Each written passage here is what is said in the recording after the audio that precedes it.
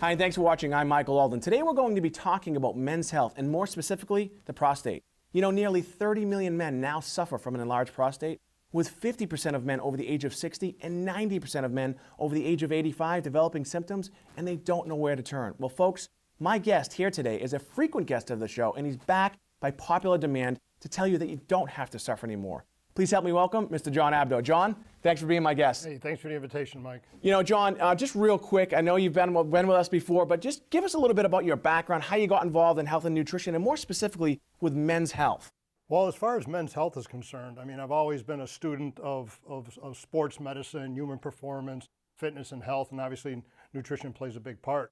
My education is both formal and unorthodox. I studied nutrition from formal sources, but when you talk about human performance, I always looked at the anti-aging or longevity part of it, and that's like hormone replacement therapy, how we could not only extend our lives, but increase the quality of our life. And that's what is bringing me here today, because when men age, and we have younger men who are aging quicker than normal, we're talking about andropause. Women have menopause, which is their midlife crisis when their hormones start to shift in a disfavorable way to where their reproductive mechanism is really slowing down. It's the same thing with men. So when men hit andropause, they start hitting all these different types of symptoms, and one of them targets the prostate, and that's the main issue today. You mentioned earlier in the green room, and we talked about this before, that young men are starting to see the symptoms of an enlarged prostate. But first, just tell us, what is the prostate? Why is it important, and why should we be concerned about it? I mean, you hear about prostate cancer, but there are all these other symptoms that most men probably don't even realize what's happening. Well, I consider the prostate the third sexual organ. Okay. We have the male genital region, which is 3, and then you have which are external, and then you have the internal prostate.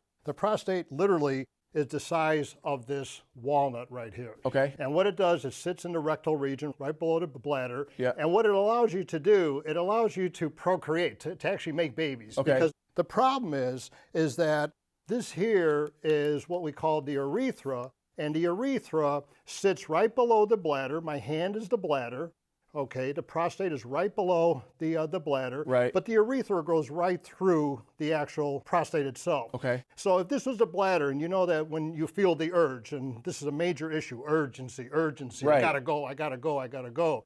According to many experts, if this was the full dimension here, 25, 50, 75, 100% of the bladder starts to feel that urgency when it's only 15 to 20% full. Right. So when the prostate enlarges, and an enlarged prostate can grow to the size of a lemon, and I've heard them the size of a grapefruit. That's probably 3-4 times at least the size. Can you imagine that? Not only does it grow outward in width, but it also grows inward. And what it does, it actually constricts on the urethra. So the urethra is far more flimsier than the straw here.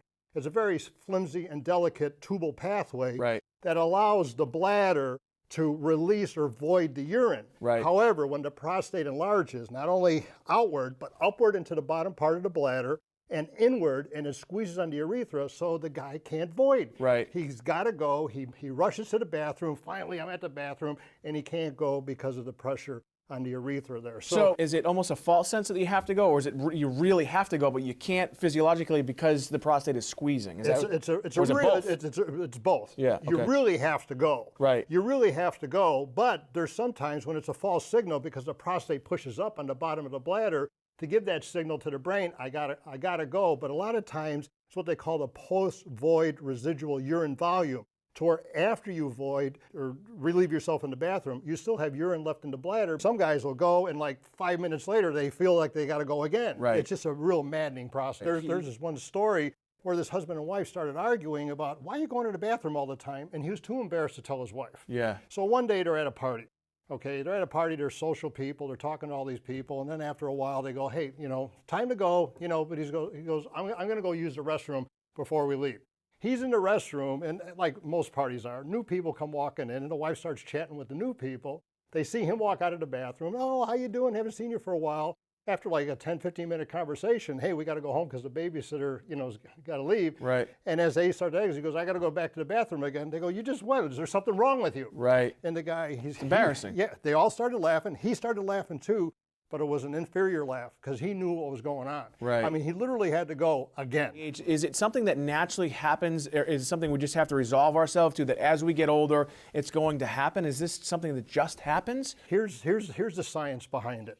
Okay, the bladder, the prostate, the urethra. Right. Okay, this whole genital reproductive region, as a man ages, its natural andropausal mechanism produces an enzyme and or a chemical in the body, in the reproductive region, called 5-alpha reductase. Okay. 5-AR, for those of you who see those ads on TV and those print ads, 5-AR, 5-alpha reductase binds with testosterone, okay, and turns it into dihydrotestosterone. Right. So when it turns into dihydrotestosterone, those of you guys know DHT, dihydrotestosterone, it's a radical anabolic hormone. Right. So what dihydrotestosterone does, it takes that walnut and inflates it to that. It's like any type of anabolic steroid. You take steroids, your arms get bigger from curls and your legs get bigger from squats. Right. So dihydrotestosterone inflames the prostate. Okay. You hear about, is it BPH? Is that what BPH, benign prostatic hypertrophy. Tell me, is that what we're talking about here? Is that what BPH is? Yeah. Or? So I mean, you know, there's different forms of prostate symptoms.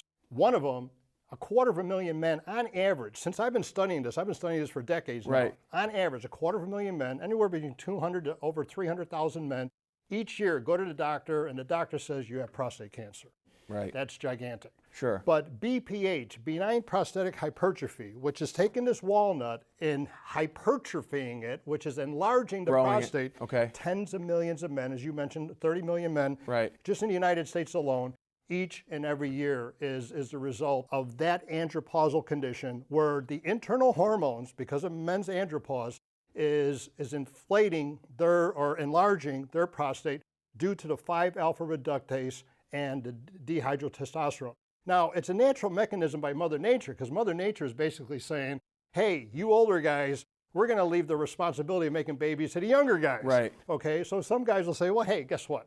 I'm not concerned about my prostate because I don't want to make babies anymore. Right. Not true, because you still need to urinate the rest of your life. Right. And you still want to have sex. Sure. So erectile dysfunction for a lot of these men with BPH isn't so much directly related to erectile dysfunction, is because of the pressure on the urethra. But if you look back hundreds if not thousands of years, man observed animals, what they ate in the wild, right, and then their behavior patterns. These are natural products that come from Mother Nature, and they're called phytonutrients. Phyto means plant. Okay. And some people use plant-based. Plant-based. Okay. Some people use phytonutrients, phytochemicals, phytohormones. So herbology and phytonutrition has been around for thousands of years, and it's still here today, Mike. I mean, it's just amazing stuff. If you're at a certain age, there are tests that you can go to your doctor and say, hey, can you test me for this? Exactly. Right? Okay, so you know, right before you went to this little break here, I talked about go see your doctor, get the blood examinations.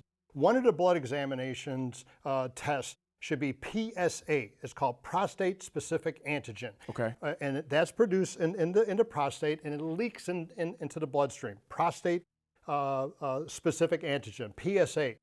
When PSA starts to increase too high, which could be measured with blood, the doctor can determine years in advance of benign prostatic hypertrophy, hey, this is a potential that could happen to you. Right.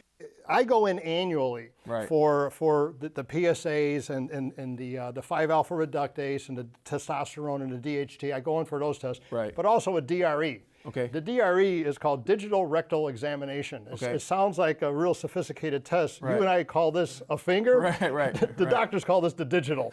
Okay. So this is what they do. Right. Okay. It's the fastest, cheapest, quickest way to determine. Right. Hey, it's getting a little big in there. Right. You know, the doctor can tell. Does it feel like a walnut?